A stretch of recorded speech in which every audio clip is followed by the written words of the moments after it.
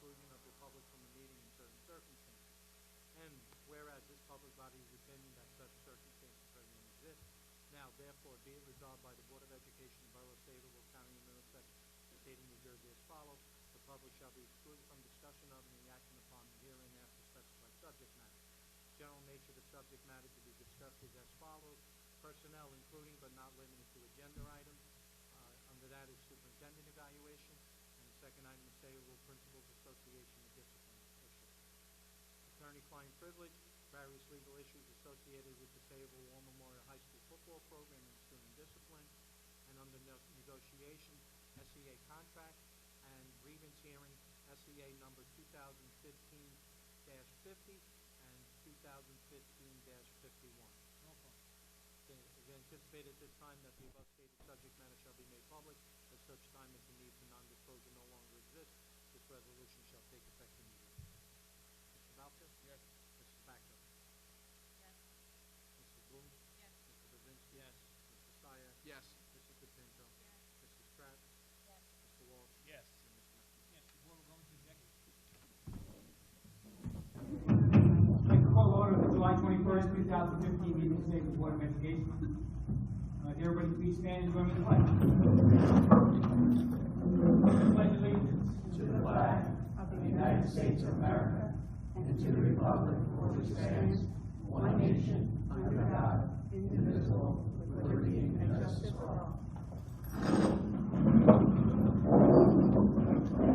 Mr. Board Secretary, this meeting has been advertised according to the Open Public Meeting Act. Yes, it has, Mr. McNamee. Roll call. Mr. Boucher here, Mrs. Backo. Here. Mrs. Bloom. Here. Mr. Brzezinski. Here. Mr. Sire. Here. Mrs. DePinto. Here. Mrs. Pratt. Here. Mr. Walsh. Here. Madam President, can you give a public a brief synopsis of executive session? In executive session, the board only discussed two items, grievance hearing on SEA grievance 2015-50 and 2015-50. Thank you. Attorney's report, we have none. I'm glad we have a presentation. Yes, we do. McNamee, can you assist me? I will.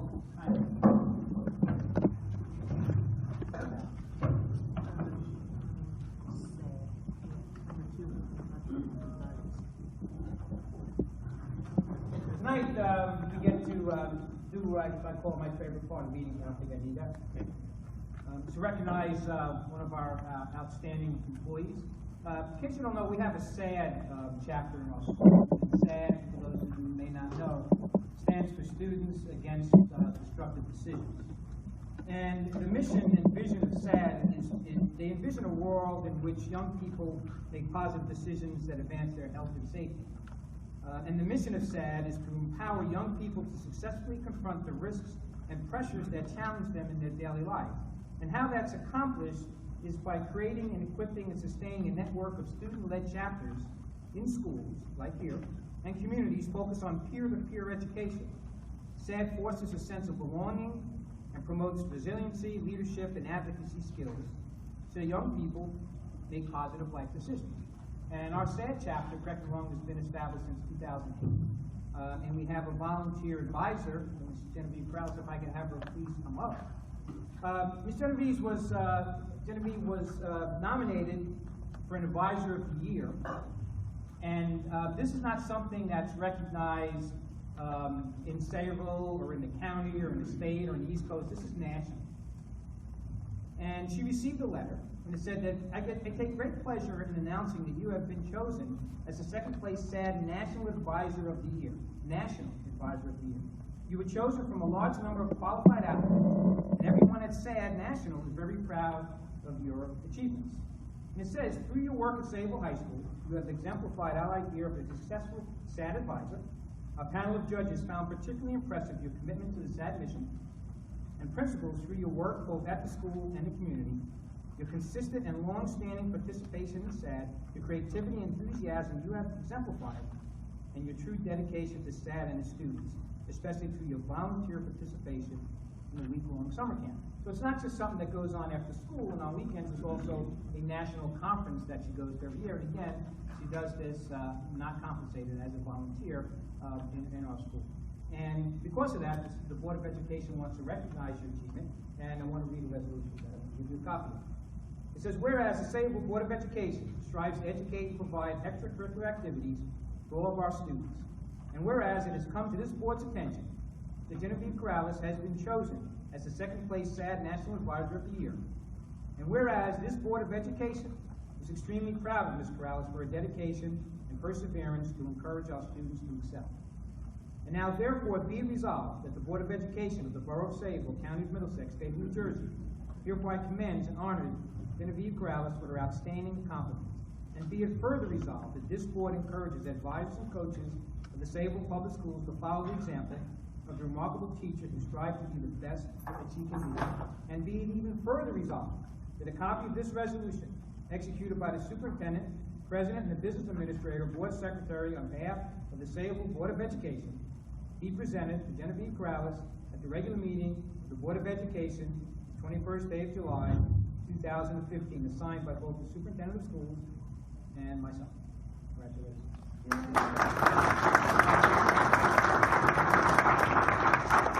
Now we'll come up and take a picture. I'll give you a copy of that. And Dr. Labby, you can get in the picture. I'd like to take my photo. Stand.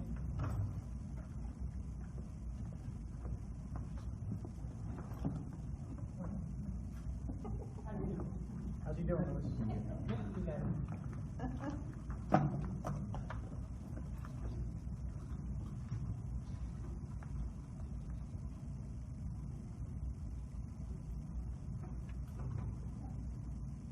My daughter.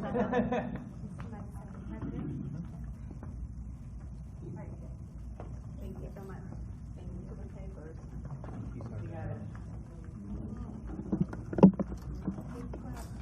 Mr. McEnroe, that's our presentation.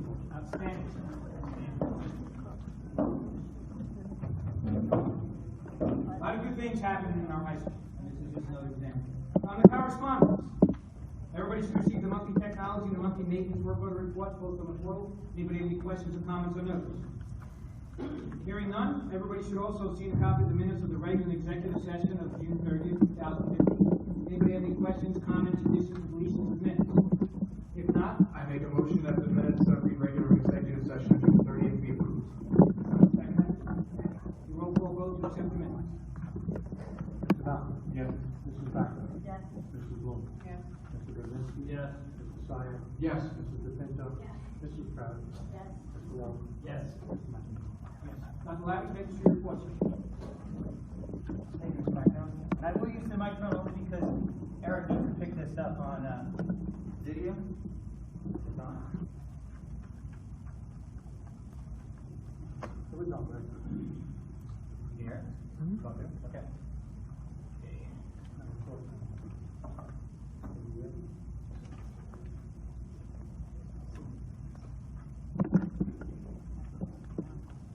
Okay, if I can direct your attention now to Vision 2030 Finance and Infrastructure.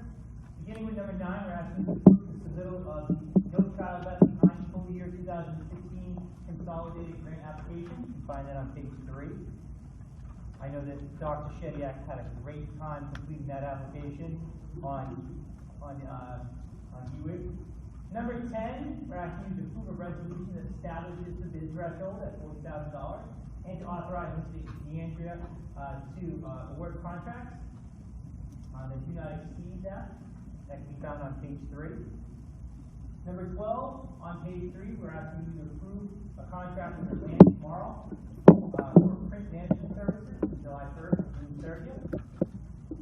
Number 13, we're asking you to approve approval of an award to RFP Solutions for telephone maintenance from the 1st of July through June 30th, 2016. And you can find that on page 3. Numbers 4 through 16 can be found on pages 4 through 7. And we're asking you to approve the 2015-16 breakfast, lunch, and other cafeteria prices.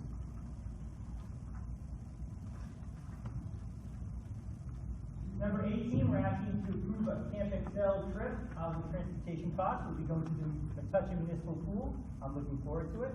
Mr. DeAndrea is going to get in the pool with me to assist with that. Oh, boy. I got my way. You had to buy him those floaties. Go beyond. Number 19, we're asking to approve several quoted transportation contracts. That can be found on page 8. And number 20, we have several special services motions for you to approve. We have some extended two-year tuitions to private and public at-district placements. We also have some private and public at-district placements for you to approve for the 2015-16 school year. Likewise, there are some related services and supplementary services for students with disabilities and other public and private out-of-district placements. Those can be found on pages 8 through 11. Any questions on Vision 2030 finance and infrastructure? I have some questions on development plans. Ms. Walker? On check number 134358, community principals and supervisors, I see Maryland's name on there. Is it common for superintendent to be on that association? Yes. It is. I didn't see that because it doesn't want to be in the group or? I'm not sure if we can part of that association. Okay. I know Marilyn is part of her contract on that. Okay, I didn't know you guys did. Another question on the 134329, Eric Department Incorporated. The total was like $41,000. It was broken down into four POs, and it looks like it was done that way to avoid the bid threshold. No, when you look at the one for the 35,000, I guarantee, when that came through, that's the one that went back to them because it was over the quote amount. And when you look at it, yes, it's probably, there were batteries, which are separate from the calculators. And then when you look, it separated the one for 3 or 4, I believe it was 3 or 4 calculators. So 30 for the high from the school base. and then 350 for the middle school. But Right, and then, and it would've been when over looking this back, it should have been one, but at this point in time, they quoted the one that I picked up on that was over 5,400. I mean, at that time of the year, so many are coming through and not picking up they split it. So the one that came in at, I believe it was slightly under 36,000. Yeah. We got the supporting documentation for the 3 quotes on that. because the bid threshold changed to 40, we should be okay anyway. Yeah. I was concerned because it's over the 35, over the 36. Right, but the batteries are separate from the calculator. Give me what, too much of the calculated, well, 30. Yes, I agree with you, it shouldn't have been split. Okay, okay. And then one other question on this, 134368, the phone reimbursement, phone restitution. Okay, I got another call. There's not a receipt in there. I called them on that one Really as well. What occurred was, there was vandalism at the high school, and money was collected from the parents of the students that caused the vandalism. So this parent had to get reimbursed for the property that was damaged, that's why it went through that way. So it's not really our money, it's money that was collected. Yes, it's already been collected, but it had to go through a reimbursement process. Okay, so the receipt, it's not really a receipt, that's always a question. Okay, thanks. We also have a policy that says that we don't reimburse for damage first and now. Any other questions in that section? Video, I think I just have to abstain on 17. Page 7. Just for the support services. Mrs. Dratt, you have a question? The prices on the school lunches is that the same as it was last year? Same as last year, yes, we're gonna run at the same price. Okay, and is it all, it's still under what the state allows, is that correct, or is it what the Yes, state allows? still, It's from under. what my recollection, still under the state. Still below the state requirement. Mrs. Backer? Number 10, the bid threshold, it says, we authorize the city of DeAndrea to award contracts up to the amount of 40,000. Are we given him the authority to award contracts without board approval?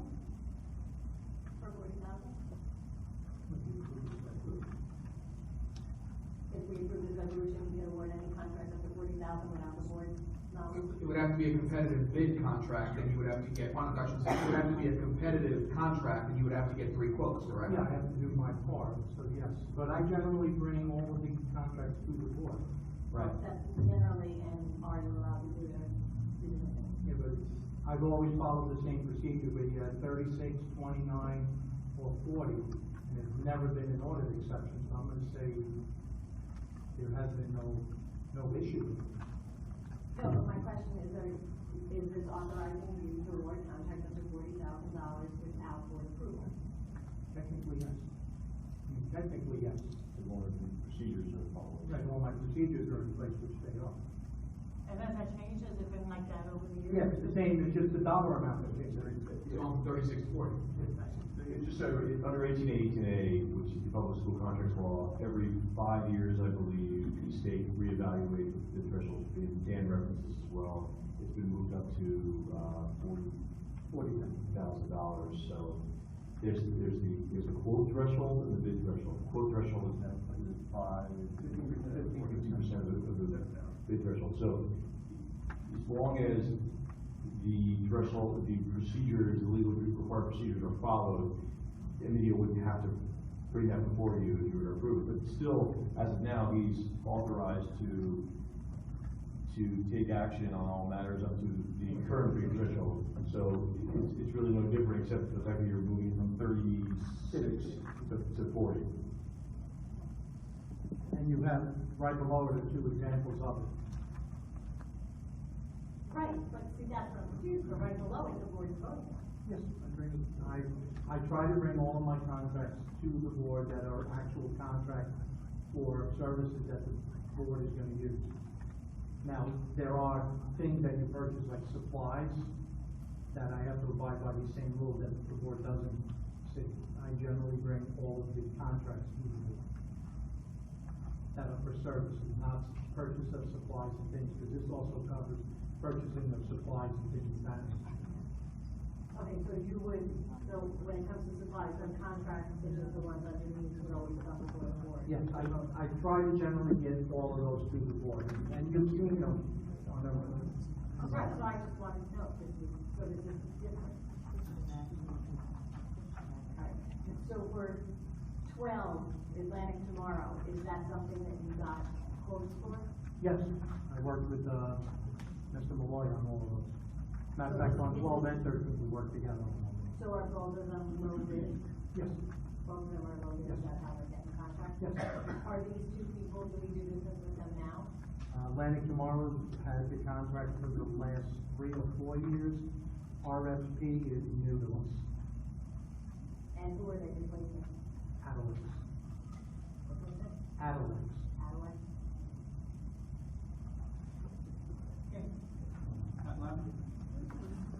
And I also failed to mention that we do have an addendum item number 21, and that is for non-public technology. Moving along, student achievement, we're asking you to approve marking period, back to school night, and conference calendar. Upon your approval, we'll add that to the district calendar, for obviously the 2015-16 school year. Number 2, we're asking you to approve the final 2015-16 HIV report, including any investigations that occurred beyond June 16th. And finally, we're asking to approve Mr. Beers as the state advisor at Sayreville Memorial High School to attend the Liz E. Meyer Teen Institute Summer Leadership Conference to start with students, and that will be from August 24th to 28th. And finally, we have our official resolution honoring and recognizing the amazing accomplishments of Ms. Corrales. Dr. Levy, a question, and I apologize, I should have called you on this, but I actually just thought of it now when you mentioned conferences.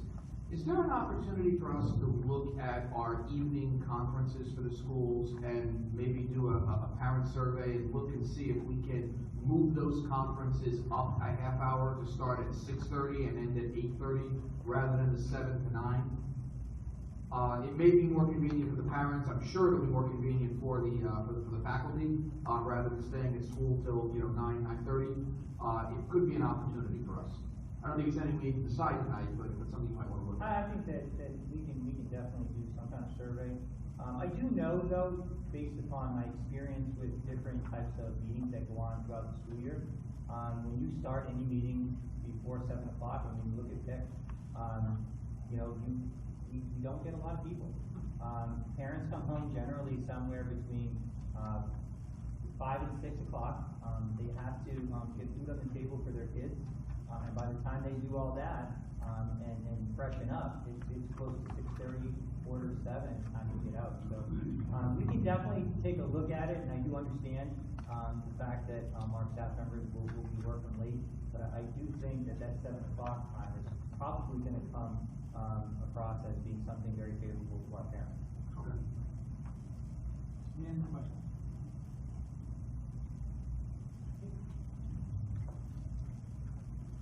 If I could direct your attention now to Vision 2030 personnel. And beginning with our first item.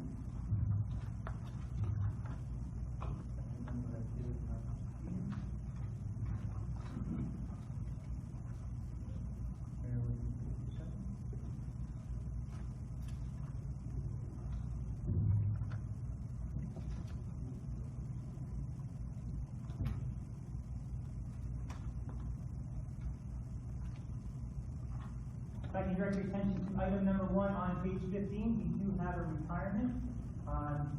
We officially congratulate Nancy Nagler, a Spanish teacher at the Arliss Elementary School. Nancy Nagler taught Spanish at Arliss Elementary School for the last 14 years. Known simply as Señorita, she was always willing to go the extra mile with the children at the Emma Arliss Elementary School. Nancy made learning Spanish fun through the use of puppets, videos, and other engaging activities. She was always willing to give a lending hand at night events and, of course, extracurricular activities. Ms. Nagler always put children first and will be deeply missed by her family at Emma Arliss Elementary School. Once again, we congratulate Ms. Nagler on her retirement. We wish her the best of luck in the next chapter of her life, and we thank her so much for the outstanding service that she gave this district, and most importantly, to the students in Sayreville. Items number 3 through 7, we're asking you to approve several resignations. You can find that on pages 15 to 16.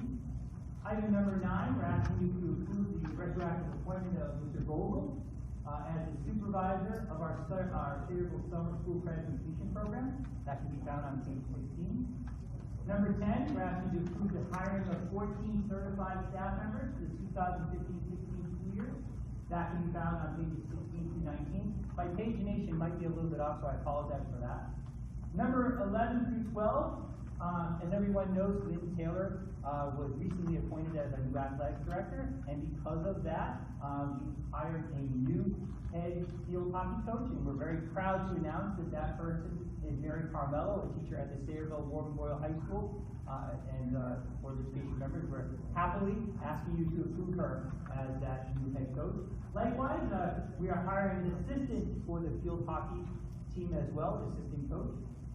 And we're asking you to approve an unpaid Sayreville War Memorial High School coaching aide. All of that can be found on page 19. Number 13, we're asking you to approve the hiring of 2 non-certified staff members in our cafeteria department for the 2015-16 school year. That can be found on page 19. Number 14, we're asking you to approve the retroactive appointment of a custodian for our maintenance on-call worker, and that's the 2015-16 school year. It begins on July 1. That can be found on page 19. 15 through 16, we're asking to approve 1 certified and then 1 non-certified substitute for the 2015-16 school year. Number 17, we're asking to approve cafeteria worker assignments for the 2015-16 school year. Item number 19, we're asking to approve the transfer of several certified staff members for the 2015-16 school year. And if I could bring your attention, you'll notice that those are staff members in kindergarten going to 1st grade, and that's part of our looping pilot that we've been talking a lot about, which is a part of our strategic action plan. We did ask for some courageous teachers to help us out to collect great information on looping. So in the previous agendas, you saw that we transferred some kindergarten teachers at the Wilson School to 1st grade. Well, now we're asking you to do the same thing for some teachers at the Emma Arliss School. And we can't thank those teachers enough for volunteering to pilot this program for us.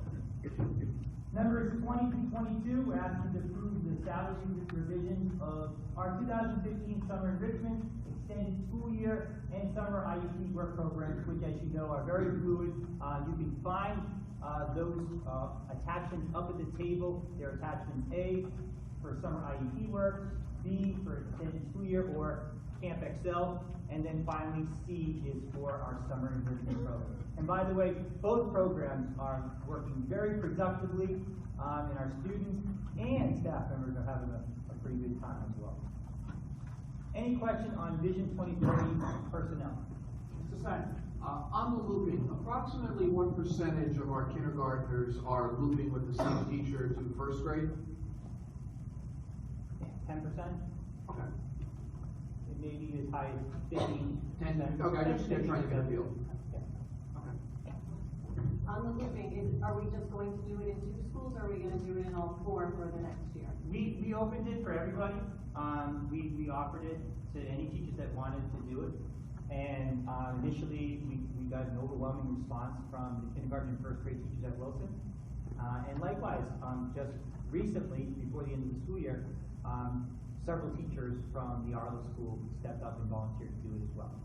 But it was open to all of our teachers. However, as you can see right now, it's just going to happen in the Arlo school and the Wilson school. Should say to the public, what looping is. Basically, looping is where a child begins in a classroom in one grade level and moves with those children to the next grade level. And if you look at the research, there is a great deal of positive research on student achievement and how effective this is for academic reasons as well as affective reasons for kids. More importantly, when you look at literacy, I often use the analogy of teaching a child how to ride a bike. Basically, with full-day kindergarten, and in the time period we're in right now, children actually begin to read far earlier than they have in the past. They're starting to read, believe it or not, in kindergarten. So rather than have the kids just beginning to read and then start with a new teacher who has to learn who they are, what their learning needs are, which can take 2 to 3 months, this teacher now, in the equivalent to having a bicycle, has the child on the bike, is walking with the child, guiding the child, and is able to take the child throughout the entire reading process by the end of first grade, whereas they're hopefully, they're all off and running or riding that bike we call literacy. So they're going to start with their kindergarten teachers, and then they're going to finish with those teachers being their first grade teachers. What is the plan with regard to the following year? If this is a success, are we looking at 100%? Are we going to scale up further? Or we don't know yet, depending on the results?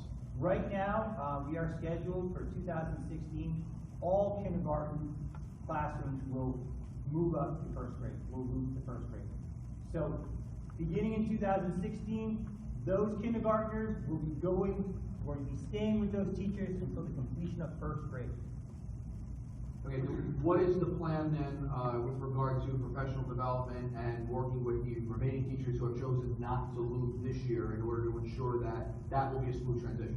That is something that we're definitely going to be doing. We're going to set up a subcommittee. And that's why this pilot was so important for us. And that's also why, and I know there was a great deal of controversy about this, that's why we deliberately made it so that the actual looping would begin in 2016. So we had a year for teachers to pilot it, pilot the implementation, give us great feedback, and then it'll give us also a year to train the teachers that are going to be doing it, but also have those teachers that are piloting it be the ones that give information during those training periods to their colleagues that will be actually looping the following year. So we're hopeful to get a great deal of data, and more importantly, a great deal of feedback from those teachers, those courageous teachers that are going to pilot on the implementation process, wrinkles that need to be ironed out. One of the things that we discussed, and one of the things that both of our exceptional principals at Wilson and Arliss have done with their teachers is they developed an opt-out policy, whereas the parent can opt out if they feel it's not the right fit for them. We're going to pilot that out. We're going to see how that works.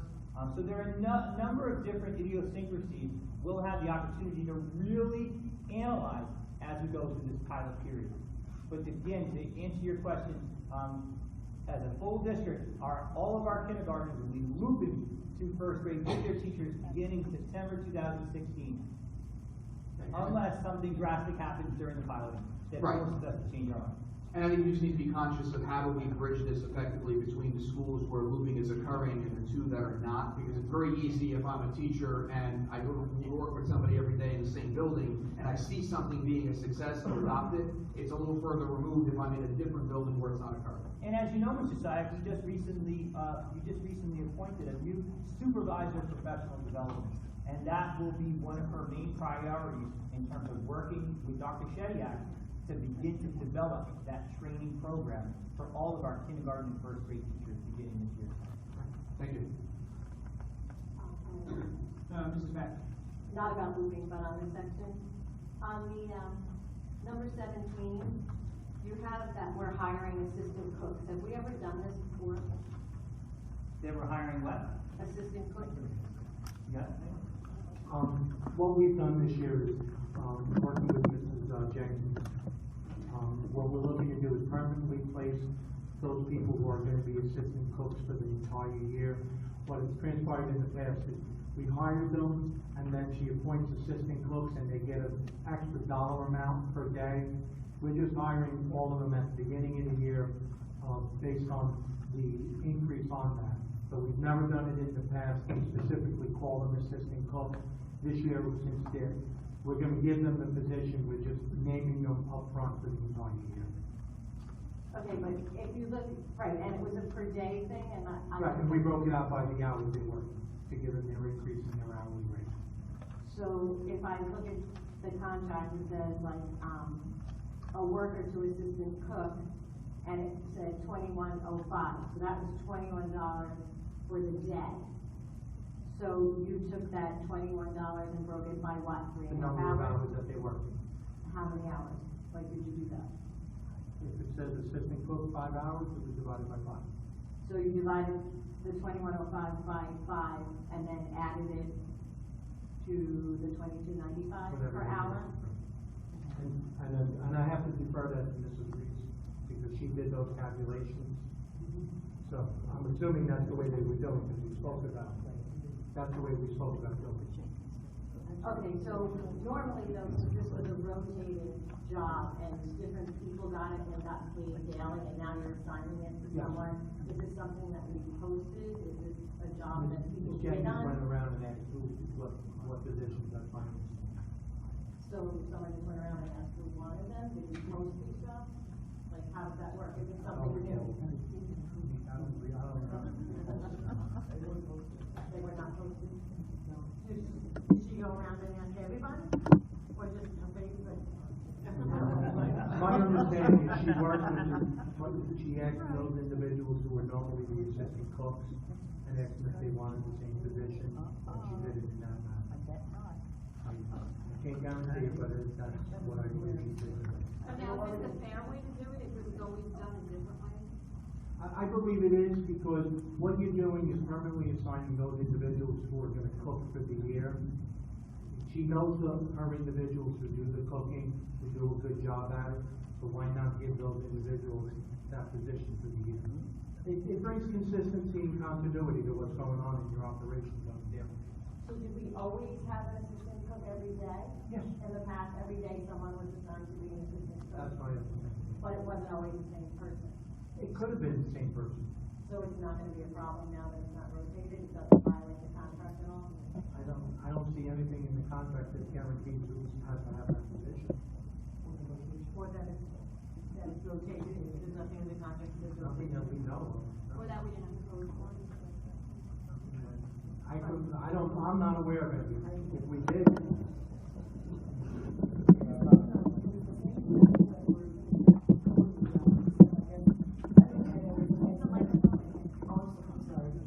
It looked to me as if, Michelle explained, these people, they were doing the job, they were rotating around, and it was assigning them to a specific school instead of rotating them. So whether like it was new people, it was the same people that had been doing the same job. Just like we didn't post all the, the other cafeteria workers, they were just keeping the same job they had. So these were the same things with assistant cooks, they were already a sister cook. All right, so I just wanna make sure I understand, so on the bottom of page 21, Carol Lewis, she was always the assistant cook, just not always at the same school. Correct. That's my understanding from Shelley. They rotated to different schools. Now it puts them consistently at one school. So when they assign someone assistant cook and pay them the $21 a day, she put them in a different school and said, here you go, cook at this school for $21? But now they're gonna be assigned to a school instead of a job, is that? No, instead of rotating, we say being an assistant cook, but rotating to different schools throughout the week. Now you're an assistant cook, but you're just in this building instead of rotating around. So these 4 people were always assistant cooks, but they were rotated to different schools, now they're placed at. That's my understanding from Shelley when I asked her this. So then that would mean nobody else on here was an assistant cook. Ever? I'd like to make a suggestion that we maybe table this and refer it to our personnel committee for further study, because I'm sensing some confusion. I'm seeing some head shaking in the audience, and I know this is back well enough to know that you never ask a question without having some information or concern that is legitimate to begin with. So I feel more comfortable tabling this, just making sure we have all the data when we bring it back in August, and that doesn't cause a major problem. The assistant cook position. That seems to be what the Well, we've never hired them before, this is the first time I've ever seen Right, it. and that's the key. I've never seen it. The only difference is that you're permanently hiring the assistant cook instead of giving someone an upgrade on a daily basis. And I guess my concern is, was there anybody else on here that were assistant cooks that maybe wanted the position, but it wasn't posted? And again, I don't know of anything I don't know if there's anything in the contract that requires the posting for that. Well, you don't know. So you're asking about a posting requirement? I don't believe there's anything in the contract that requires a posting requirement. I think it's always been done at the discretion of Ms. Jenkins, to who she felt was the best person to do Right, the for the assistant. particular day, but now it's a position Right. per se. She's given it It's for a the permanent position, for and again, there. for continuity, I for would want it to go continuity, it through a makes post sense. process, like every other job. Is there any other jobs we don't post? Don't we post all jobs? He's never posted the assistant cook, so. But we've never hired them before either. Yeah, but she's appointed on a daily, she's appointed them on a daily basis, Right, they're the but they assistant. rotated daily on a per diem thing, so And now again, we're making it, I by know- doing this, we're creating a permanent position. Okay, we got a motion to table on, need a second. Second. Personnel, and we're gonna just do the whole thing instead of just the one piece, if you don't mind. That's fine. Personnel number 17. Motion by Mr. Syak. Second by. Dr. Yes. Mrs. Becker. Yes. Mrs. Wolf. Yes. Mr. Brzezinski. Yes. Mr. Syak. Yes. Mrs. DePitta. Mrs. Kraft. Yes. Mr. Walsh. Yes. Any other questions before I open up to the public? Any comment on the agenda? Seeing none, at this time I'd like to open up to the public for any comment, questions, on the agenda items only. I will open up to the public again for any business may come before the board.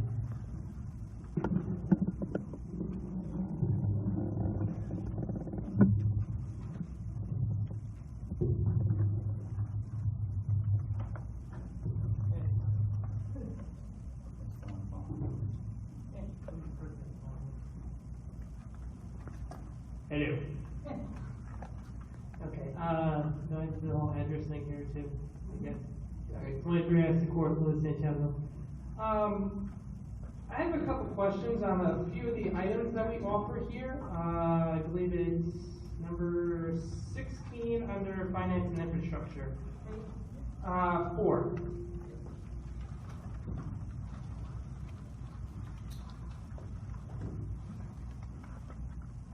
Okay, we're all good. There seems to be something that's been on there for the last 2 years that we haven't supplied, and this is going to be the 3rd year, and it says frozen non-fat yogurt. As I recall, we used to rent the machine, I think, for $350, and we had stopped that service about a few years ago, and there was a period of time where I remember the machine had just sat back there. Why is this still on here if we're not serving it? Why is there a price for that? Maybe we are in September. It was on there last year too, and I asked about it, and there was no answer. It was a moneymaker. I know lots of people liked it. I guess it falls within the guidelines, but if we have an item on here, why don't we serve it? We were told it wasn't profitable. The machine was. That's why we weren't The doing machine it. was. The machine was. But yogurt, is. yeah, because I had a parent specifically, I remember 10 years ago, that got yogurt on our menu. Yeah, because it's a good thing, and a lot of people liked it, and we were very, very hurt when that magically disappeared. And it's been on there, and I asked a couple of times, and I asked around, and But I it believe just, we are serving yogurt. I can't tell you if it's a non-frozen, if it's frozen, but I do know, as Mrs. Backel indicated, the machine was no longer being used, but we are serving yogurt. but it says frozen non-fat yogurt, and I've asked specifically for that item, and it's nowhere to be found. They're waiting for you to graduate. Yeah, exactly, just like everything else, but, yeah, I just would like to look into that, because, you know, that might be something to look into. Well, that's just thank you. Yeah, that would be quite appreciated. Thank you very much. Thank you, John. Bruce. You can call me sir now. Anybody else in the public like to speak? If not, I'll close, this portion of the public and, Wait a minute. Gotta do it.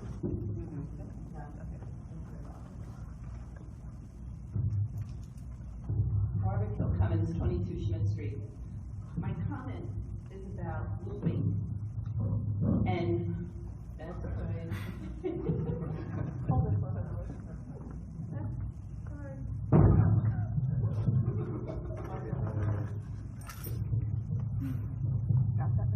I talk really loud, I don't need to think, I need it. Thank you. Video in here? First of all, I think this looping is a wonderful idea. I have relatives who are teachers, and I have relatives who are teachers who have students in Wilson. And they were ecstatic about it, and they thought it's a great idea. And I think it's in a positive direction for curriculum, because when you have a kindergarten student and they go on to first grade, it takes a while, like Dr. Lavi said, for the teacher to get acclimated with the child and know what the child, the strengths and weaknesses of the child. But you will have this already, and transferring them and keeping the same teacher. Plus, the child will be more comfortable when they're that little and know their teacher. So I just want to comment on the positive thing. I think it's a great idea. Thank you. thank you, Ms. Cummins. This is one of many excellent ideas that Dr. Labby brought in on curriculum that will be rolling out over the next couple of years. Anybody else in the public like to speak before I close? I will open up again for the public for any other questions, but this time I'll close the public portion of the agenda, and I'll accept the motion to file, accept the superintendent's report. So, Okay, I got Mr. Sine, who seconded? Mr. Scott? Mr. Bloom seconded. We need a roll call vote to approve the file of the superintendent's report. Mr. Backel? Yes. Mrs. Backel? Yes. Mrs. Wilson? Yes. Mr. Brzezinski? Yes. Mr. Stein? yes. Mr. Pinto? Yes. Mrs. Kraft? Yes. And, finance and infrastructure. Yes, we had a relatively short meeting. On the building permit side, Mr. Krasinski reported that the good progress is being made with the summer cleaning. On the capital project side, Mr. Cantillano reported that the high school roof should be done in mid-August. Other than the part over the auto shop, what else are we doing? We're doing A-wing, L-wing. L-wing, what, R-wing. Yes. Okay. And the out-wing or R-wing. main offices. And the ceiling. We all have- Main gym. Main gym. Quite a big Yeah, it's a good one. And then he had some concerns about the heating upgrades at Arlen and, the district security upgrades, and he had had some problems with the contractors. So he's assuring he's going to look into it since the project was done. We looked into the boys' locker room, into the boys' team room, there's over there, and we looked into the girls' room to see what we can do. And we're gonna hopefully get in the 16-17 budget, we're gonna need to talk to the new athletic director and look for her input for what to do with that. And right now it's the back burner, but we're not forgetting about it. So. And this is the end, we just reviewed the estimated fund balance for the school year. He also went over the cafeteria analysis, and we didn't lose money this year, which is a good thing. That's why the prices stayed the same. And full day seniors are probably helping, we don't know for sure, but we're thinking that to do it, and hopefully some of the changes we made will continue with us in the next year, but the answer doesn't seem too optimistic, but I am, so. Yeah. And, there are two items we talked about. There are two items we talked about that I wanted to bring to the board. One was the 100% direct deposit, but that already started, so I don't know how much discussion we want to have on it. The other thing is the power purchase agreement. And if you want to go forward and look into doing that, because we have new roofs on all the schools, it might make sense to put some solar panels up there and at someone else's cost and get some savings out of it. That's it. Another thing I noticed today is the scoreboard at the height of the football field is down, so getting ready to get the new one up for dedication. Well, the direct deposit is an issue. I'd still like the board to discuss that. What's that? I would like the board to still How would discuss. you like to discuss? Well, I mean, I know, Dan wrote, and I'm trying to jump the gun, but as I said to, Dan in the writing, I thought it was imperative, something I've been working on for the time that I'd be the one that initiate puts the mandate out there. If the board feels that the mandate shouldn't stand, I'd like to know that from the board. And the key is, there is a state mandate that allows districts to move ahead with direct deposit mandating in the fall. I've never been one to put an edict, but after the discussion that night, I felt it was important that I take the lead to get that in. The question I had asked is, I attended part of the, I was at the finance meeting, I asked Mrs. DeAndre, how many people are being paid by check? You said there was about 200? We're around 200. So it became an issue of efficiency. There was probably a cost savings associated with not running those off as well, but it's also a time consideration of the minimum number of employees we have. So,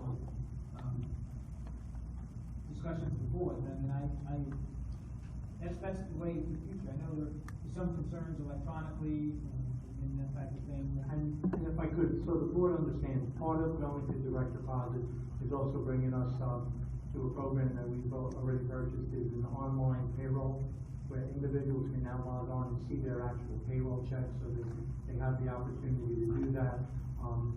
Between Mrs. Reese and I, we sent out a letter this week asking everyone for their email address, because what we found out is substitutes don't get a district email, so we now need their personal email so that they have access to their payroll stubs. So this is, it's an all around inclusive thing, and also we need it for ASOP and other programs that we're running in-house.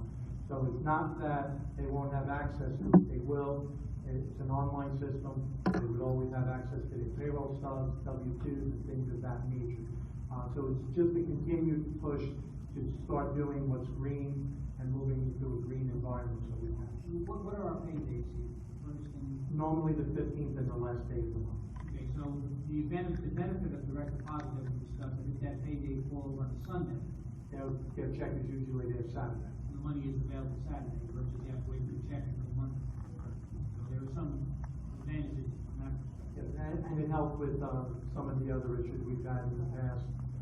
Hurricane Sandy was one of them. I mean, there were other issues with it, but it's just a mechanism to make sure that money is available to the staff. I have encountered one major disadvantage or flaw to the system. My wife now knows what I'm getting paid for.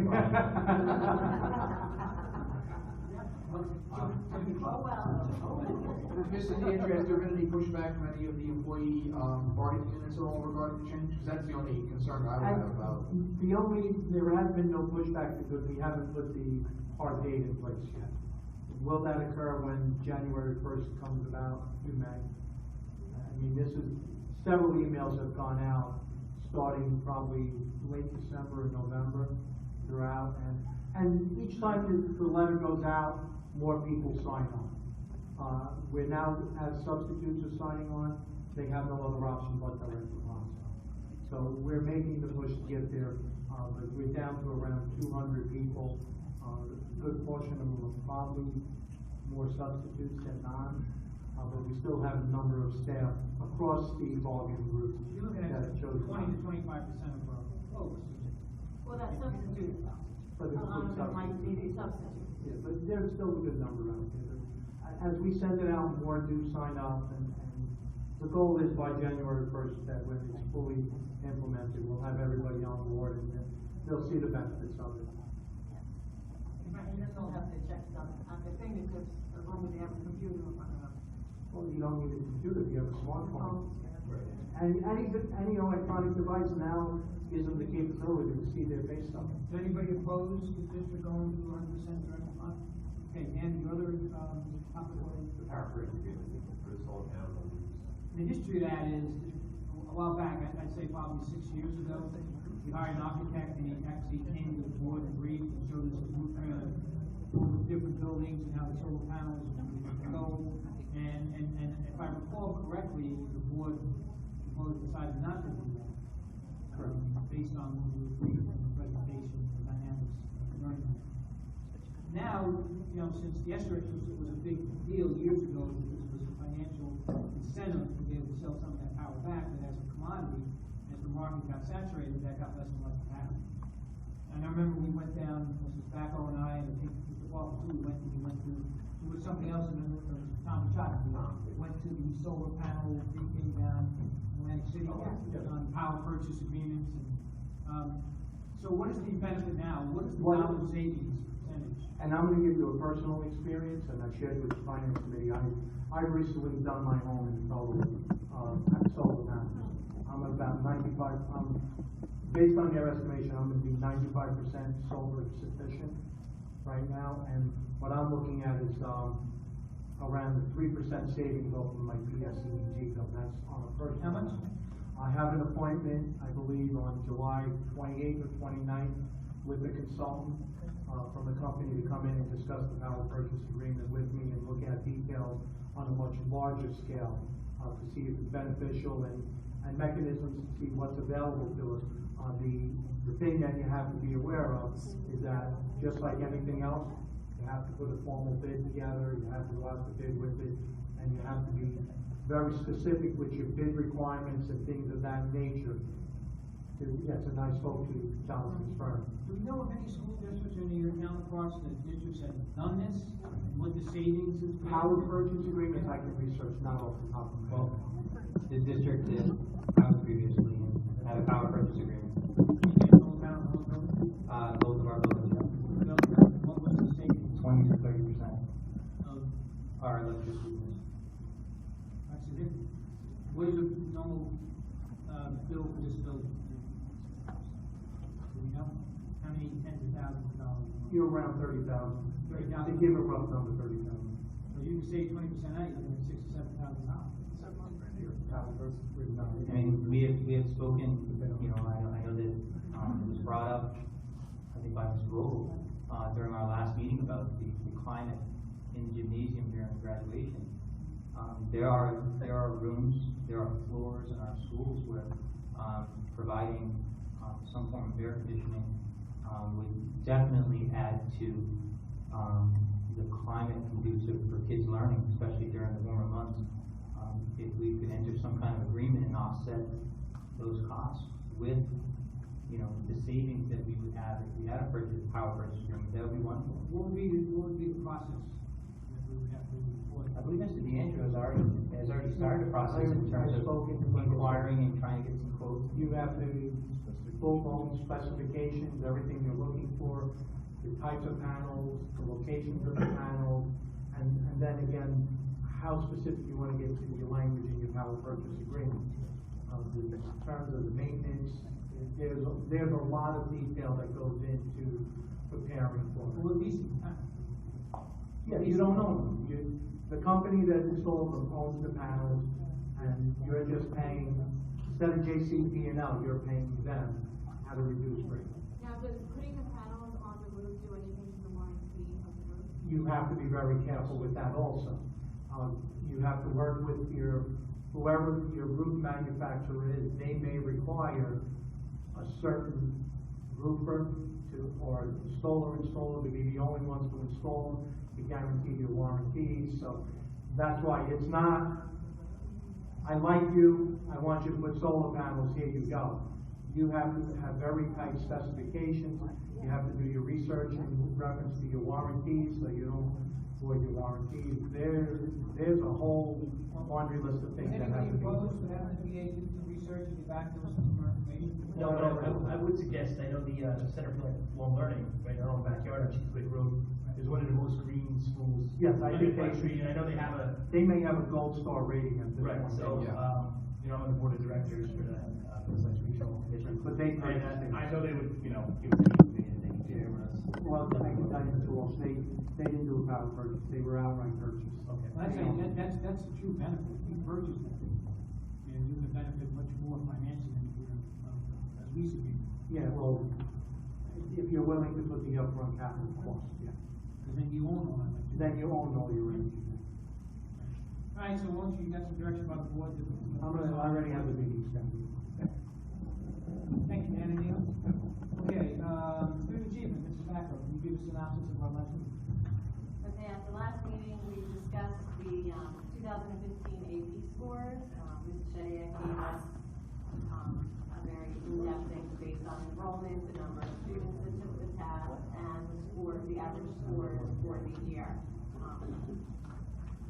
Did you, can I ask if you just, can you send an email copy out to the whole board? Yes, I'm preparing the summary of the meeting, and I'll send that out. With it. I had also asked for, the current enrollment for next year, since there was some controversy on our changes in the AP. And there currently were 397 students who signed up for AP classes, which was considerably higher than last year. So far, we haven't deterred any students from enrolling, so that was good to know. Yes, sir. Sorry, sir, thank you. There was a question about, how many classes we have for college credit. We currently have 5 in the high school for college credit. And, next year, we talked about the PSATs for next year. We're, offering it to all the 11th graders next year. I know last year we did it. Amber, can you just name the classes that you have college credit for? Algebra applications, calculus, honors accounting, SMARS teachers, and English 12.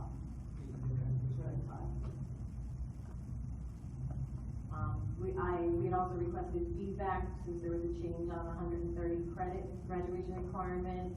We had 11 students who didn't graduate, which was higher, but I did ask if we can get some more details on what caused those 11 students not to graduate, to see if it was related to the change in the credit, so. Yeah, I'm still waiting for that, I requested it from the so I'll discuss that next day.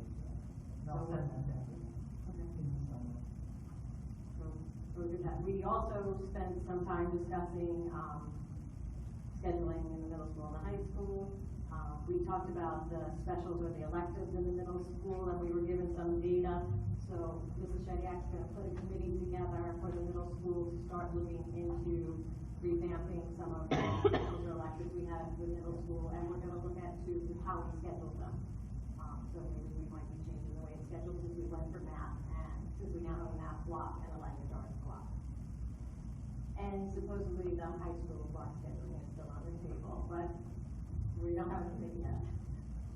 But we're still talking about it again. And there was one other thing that I didn't bring up as frequently that I forgot, just a small thing. At high school graduation, and I know we talked about it, but I just want to follow up. In the program where we honor all the students, we put a note on the bottom, there was the National Honor Society, the Spanish Honor Society. I noticed the science one was missing. If we can please see if we can change that for next year's graduation. And I think Just to piggyback on that, you talked about the college credit courses. Mr. Sack, had quoted me an article that he had seen, his USA Today had. I think you said that, yes. About some students in other states were getting college degrees while they were high school students because of the college credits that were being offered. It's by- an associate's degree, you're basically graduating Yeah, high school, right. yes, and getting an associate's and your high school. And he asked us to look into that and discuss it, and we kind of looked to see the 5 classes we are here. But in that article, those students that were getting those degrees awarded were actually physically going to class at the college, not in the high school. In the high school, the Board of Ed was fixing up the tuition. These were county, Southwest, county schools, so it was not practical for something to look at here where we're set up. Or in Jersey, where, we put the also some kids go to the college degree or high school, then he gets a college degree, not just say, yeah, we'll accept his credit. It was interesting though, and I was unaware we had 5 classes that could get college credit. I know one was in accounting too, while passing government. That used to be the only one, the other 4 were added. We used to have a program years ago, I don't know what happened to it, but it was in partnership with Middlesex County College, where I think we bus students to Middlesex County College to take courses, and that went by the wayside, but I don't know why. I don't know if it was financial, I don't know if it was. Yeah, mine was. I think that David wanted to take the bus over there. I don't know, How long ago? That was a while. probably about 10. Yeah. Okay, so we did, that was good. Policy, everything? Governance will be meeting, before the next meeting to discuss the advertising, policy. Cool. That covers Websites, buses, the whole gamut. Okay, personnel, we had a meeting today. Yeah, we had a brief meeting today to discuss new hires that were approved today. Also, Mrs. Reese informed us that interviews are ongoing in the school for more jobs, and we talked about info staff taking off. Yeah, can you just give us a little briefing about info staff for those that may not be too informed of it, like myself, of exactly what benefit this is and what we're able to do that we can't do now? Yeah, well, there's 2 forms of info staff. The first is for new registrants. We began this actually back in March with kindergarten registration, which has gone remarkably well. If you recall, at this time last year, we only had about 200 kids enrolled and registered. Right now, we're at 400 kids in kindergarten registration, so we're pretty much done with kindergarten registration. But all of our parents, they applied online, where they populated different fields that will merge into our student database. So essentially what happens is, for a new registrant, you complete online, so any child coming into our district new, the first thing that they do is they apply online. We have a link set up on our website. Once they submit that application, and there are business rules that won't let them submit without certain things within their application and uploading certain documents and so forth. But once they submit, a notification goes to now our central registrar. We have a secretary now who you appointed to be our central registrar. She gets that application, she contacts the parent, or actually Mr. Glock-Malloy actually set up a system where the parent, after submitting the application, can then go ahead and schedule an appointment on their own. They schedule that appointment, they meet with the registrar, they provide all the essential documentation that they need in the first phase of registration. We basically assemble what's called a cumulative file that consists of all their enrollment information, you know, the documents to support where they live, documents to support the age of the child, documents to support the health and immunization of the child. Once that's compiled, that information is then forwarded over to the schools, where they conduct the second part of registration, whereas they meet with the parent, they learn about the educational needs of this child, they go ahead and assign them to a classroom and develop a schedule for the child. How many parents have, as of today, gotten on there to? For new registrations, I would say about a dozen or so. No, for current. So there's a second phase, and that phase is called the enrollment information update. And basically, if you can remember when your child was in school, you would receive this packet of 30 to 40 pages that you had to fill out. And it was the same forms that you had to fill out every year. And it would take you 30 to 45 minutes, and you'd say, why do I have to complete this yellow card again? I completed this for the past 10 years. So now, basically, we're asking all the parents to go on to the parent portal. There's a link set up in parent portal. So the parent goes into the parent portal. There's basically a button where it says, enrollment information update through InfoSnap. They click on that. Basically, it takes them to all their demographic information, where they just scan it, look at it. If it all looks correct to them, they progress through it. It brings them through their health information, where they can update any new health information, and it is a requirement for 6th graders. 6th graders must have updated immunization information, where they have to put the immunization dates in, and they either have to upload the immunization certificate, or they would bring that certificate to the school. They also go through the Family Education Rights and Privacy Act, where a parent can right there on this portal click off what they agree to and what they don't agree to with regard to the Family Education Rights and Privacy Act. Any different dismissal procedures that they want their child to have, they can note that there. They go to a portal system where they get to read all of our policies and procedures, and they check off that they've read and they've understood all of those procedures. So in essence, we absolutely send nothing home to them.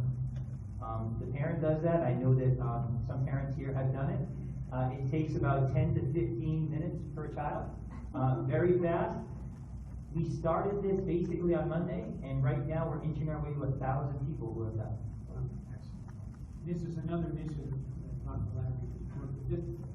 And the great thing about it is not only is it going to save us in postage, sending out these packets, paper and printing out these forms, printing supplies for our photocopiers, but it's also going to save the precious time of our secretaries, who in the past, just like parents, would have to manually upload this information after the parents manually put it down on paper.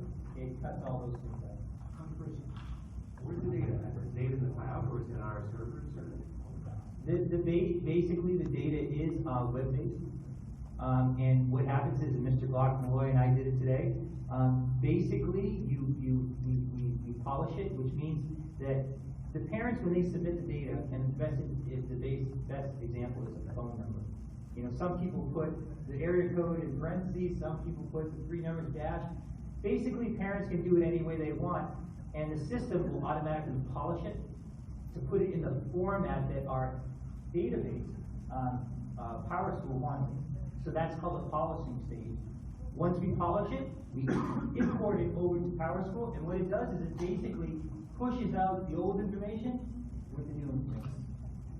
And the one key component to it is once parents submit their application, they can't go back into it. And we've had a couple of cases where a parent submitted something, and they've asked us, and we have to go in and manually change it if they've done that. But it's very seamless and very quick. So.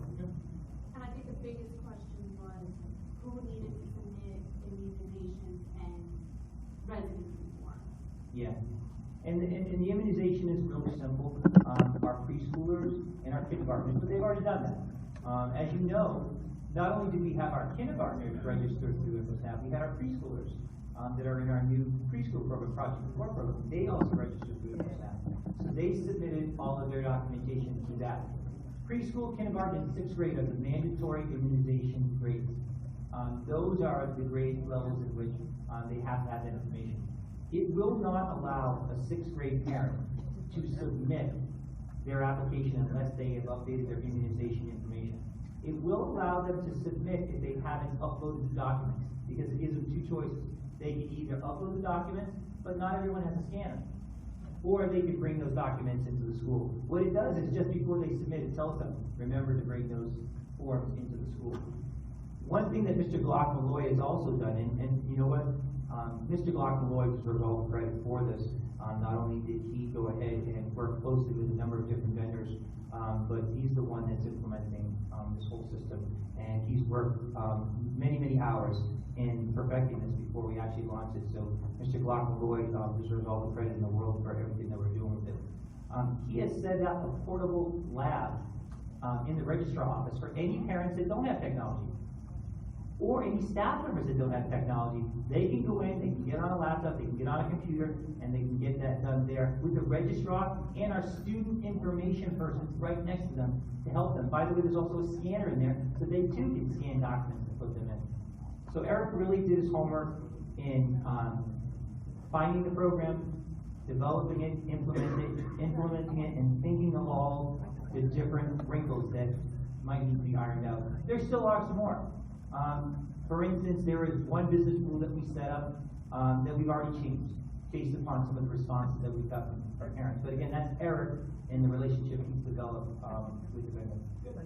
Okay, you done first? Ms. Fax, delegate from the School Board. The big news is on the national level, ESEA, which is the Elementary Secondary Education Act, or No Child Left Behind, is finally under reauthorization. Bills have passed both the House and the Senate. They need to be reconciled before going to the President's desk and signed. I don't expect that to happen in the next week. Hopefully it will happen in the next few months.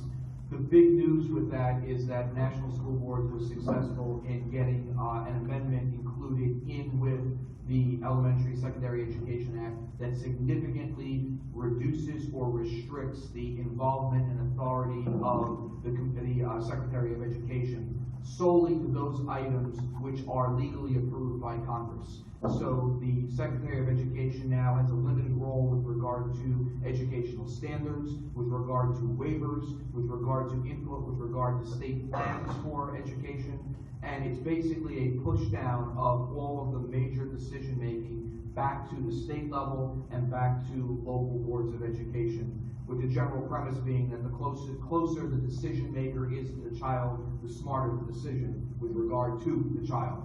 And that amendment was actually introduced by Congresswoman Deb Fisher from Nebraska, who is the past president of the Nebraska School Boards Association. So she's had some experience with the school boards, and we're very grateful for her support of that amendment. Okay, on discussion, the only thing I wanted to mention, I wanted to mention this last meeting, but one day I got on the website to change it. I guess that's Eric again involved. And I know Eric has been doing the technology here even when he wasn't assigned to technology. All his power school, all that stuff has his fingerprints on it. The website's awesome. If you were involved in that, it looks like a website compared to other districts. Leaves about. There's one when they go, yeah, I thought it was on the wrong site. So that's how much improved it is and how easy it is to navigate. You got to find things on there. It's intuitive. Just good job. And if you don't mind me adding a little bit to it, I mean, again, this is one incredible job Eric is doing.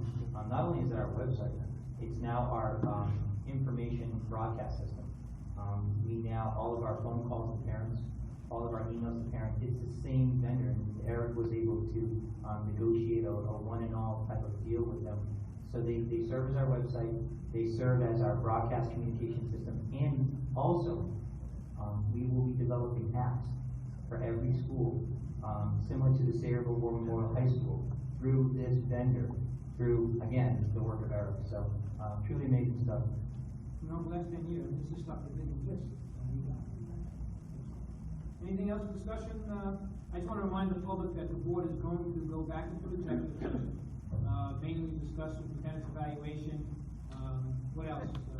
SCA negotiations.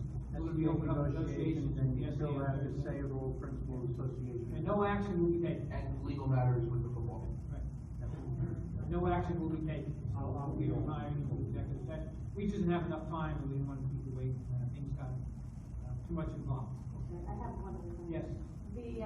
Where are we with the substitute software that we put in the budget for the online for substitutes? We discussed that actually today in personnel.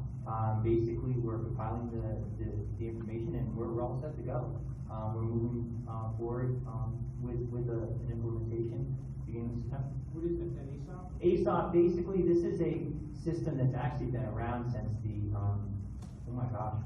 probably the late 90s.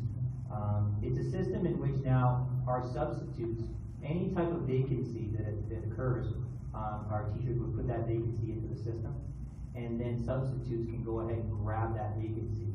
The system has improved throughout the years. Now they get notifications and things like that. But before, the substitutes just had to monitor it. Now they'll actually get notifications. But beyond that, again, this is our paperless initiative. I would have walked you through the process of someone requesting a personal day. It begins with a carbon form. Okay, the teacher completes the carbon form requesting a personal day. It goes to the principal. The principal signs it. It goes up to the assistant superintendent, who signs it, and then it comes to me, who I sign it, and so forth. With ASOP now, basically that can all be done internally through the software. So if the teacher wants to take a personal day, they request it to the system, it automatically goes to the principal, who clicks it, approves it, then it goes to the assistant superintendent, who clicks and approves it. Once I approve it, it goes into payroll. Payroll has it. By the way, it communicates also with our SMART personnel software system. So once the final approval for the personal day goes in, it goes right into the system. Very seamless. Very systems integrated. Again, this is another example of Eric doing his homework, making sure that the softwares we purchase are aligned with the existing softwares that we have. To go even further, we have something else called, Human Resources Online. HR files, again, that communicates with SMART, our personnel system, as well as ASOP. So ASOP is ready to go, and we're hoping again that not only makes our lives easier with getting substitutes into the correct positions, but also will be a great advantage to our people listening to. And what is the mechanism to get that information to the substitutes? Basically, the substitutes would monitor for openings. They will know where to go to monitor, but I believe now the system has a push-out notification. So if there's a note, if there's a vacancy, and a teacher, and a substitute teacher signs up for the notifications, they'll be notified. So how are these substitutes going to know to do this? What's the mechanism? Well, they'll be trained. We'll be trained, yeah. And what happens if we have a lot of, retired people or older people who don't have smartphones or whatever? Is there a mechanism for them, or they can't substitute if they don't have like a smartphone? And the system also calls. Oh, it will call, yeah. And is there a mechanism for people who don't have that technology that they can say, okay, call me, or? Well, They teachers can- can they also can select. request a sub. Yeah. If you have a sub that you'd like to work with before, you could request a sub. You can scroll down and see a sub and you can put in that person. And after a certain person time- will get the notification Yeah. electronically? Yeah. Okay. And after a certain time period too, like if somebody calls out at 6 o'clock, our secretaries in our building will have to call people as well that are on substitutes. Plus it tracks your personal days and the sick days you have left. Yeah. If you take a sick day, you can call out sick with that as well. You put it in the system. One great advantage of the system is it increases, or actually decreases the time in which you can't find a sub. Because the substitutes go and grab the jobs. So it will limit the number of times, we do have those times where we can't fill a vacancy with a sub. Especially when it comes to paraprofessionals, and our preschool teachers, and so it's sometimes very hard to find substitutes. Now people can grab those jobs. Okay, so only the people that we voted on will be able to go in? Correct. They'll have Correct. some sort of Yep. login? Yeah, you have to be approved, so only approved, Board of Education approved substitutes will have access. And you'll be in the database. The names will be in the database. Yep. Ms. Lockmore, I apologize, you were not on the agenda tonight, discussion. So if there's no other discussion at this time, I'd like to open up the public again for any questions or comments that come before the board.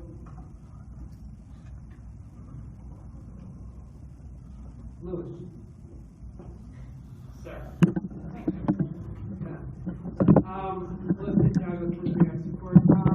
This whole green portal thing, I think, is very, very convenient. It took me about 10 minutes to fill everything out.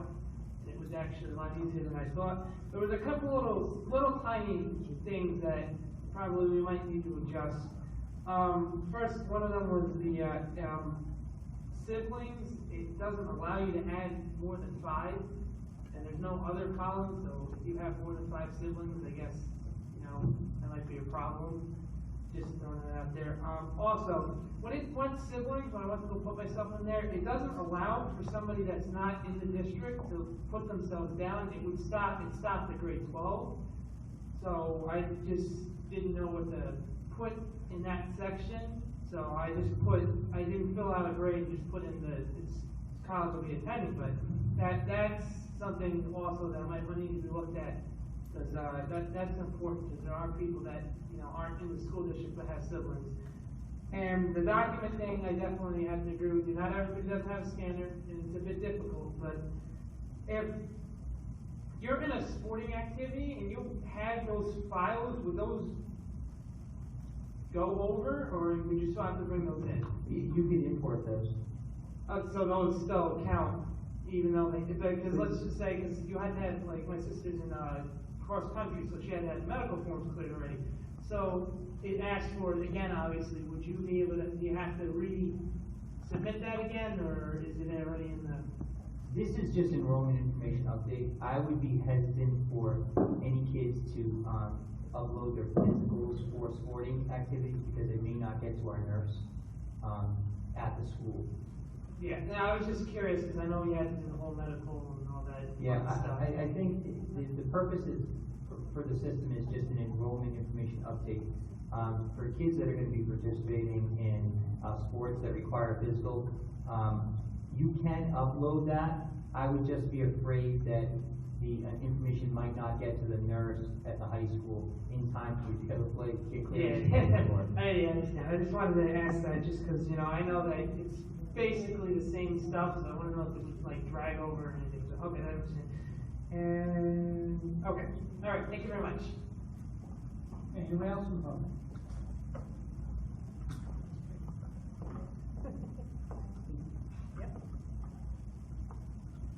Barbara Hill Cummins. Everyone knows how important that sign out front from the high school is to me. But I was wondering who puts the information on the sign? I think they originally said high school stuff.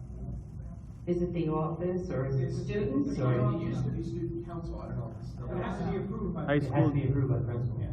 It's the high school administration, right? Yeah. High school administration. The thing is, every time I go by, it's go Bombers, drive safely, buckle up. Other schools put more important, pertinent information on there. Like, it should have been posted that there's Board of Education meeting tonight. That should have been on there. There's a lot of other information that could be extended to the public. Even if we have at Camp Excel, we have something else going on, to let them know what's going on in the schools. Every time I go by, go Bombers, buckle up, drive safely. You don't need that. You need information from the school. You pass that on, this is a suggestion, good point, yeah. We're just happy it's working. We don't want to change it too much. Thank you, Bob, pass it on. Anyone else in your right? If not, I need a motion for the board to go back into executive. So. Second. I apologize. Read the resolution, please. Whereas Section 8 of the Open Public Meeting Act, Chapter 231, Bill 1975 permits the exclusion of the public from the meeting in certain circumstances. And whereas this public body is intending that such circumstances doesn't exist, now therefore it be resolved by the Board of Education, Borough of Sayreville, County of Middlesex, State of New Jersey as follows. The public shall be excluded from discussion of the action upon the herein after subsequent subject general nature of the subject matter to be discussed is as follows. Personnel, superintendent evaluations, Sayreville Principals Association discipline, attorney-client privilege, various legal issues associated with the Sayreville War Memorial High School football program and student discipline, and under negotiation, SEA contract, is anticipated at this time the above stated subject matter shall be made public at such time as the need for non-disclosure no longer exists. This resolution shall take effect immediately. Roll call. Mr. Bachman? Yes. Mrs. Maxwell? Yes. Mrs. Gould? Yes. Mr. Brzezinski? Yes. Mr. Sire? Yes. Mr. Pitino? Mrs. Kern? Yes. Mr. Walker? Yes. And the board will go executive again for the public, we will not be taking any action.